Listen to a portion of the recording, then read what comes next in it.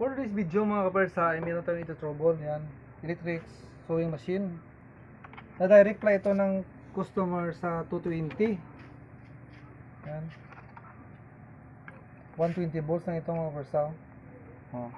Siyempre, para direct, basag ang kanyang protector. Ito protector niya.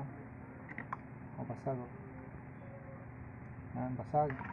At itong fuse niya. Yan.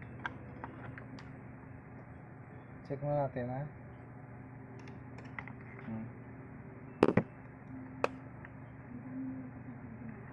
Ito, jumper natin. Gamitan natin na pinagbabawal na technique mga kapersa. Ito.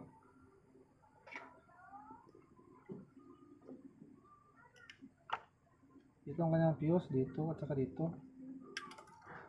15 amperes na siya kapersa. Pag may problema ang IC na ito ang sasabog talaga. Okay. Ready na kayo ha?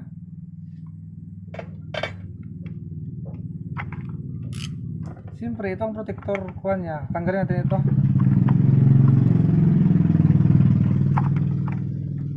Tanggalin natin ha.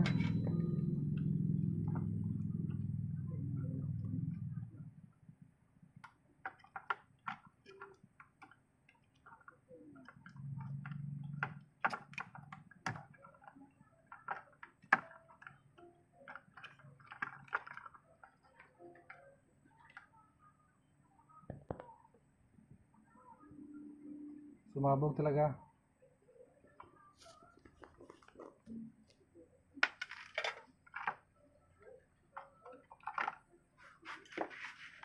Yan yung ginawang DIY. Yan. 220. Saksakan. Gumawa din tayo ng out niya. 110. 0 to 110.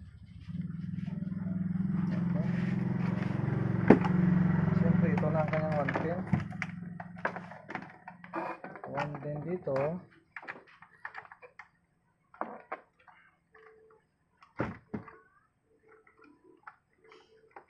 Handa na ba tayo? Biglayin ko lang ha, tingnan nyo muna kung may sasabog dito.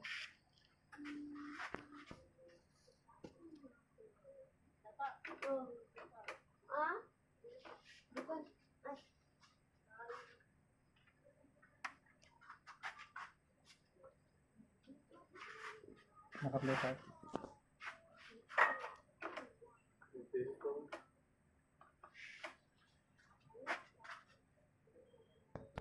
Kita nih.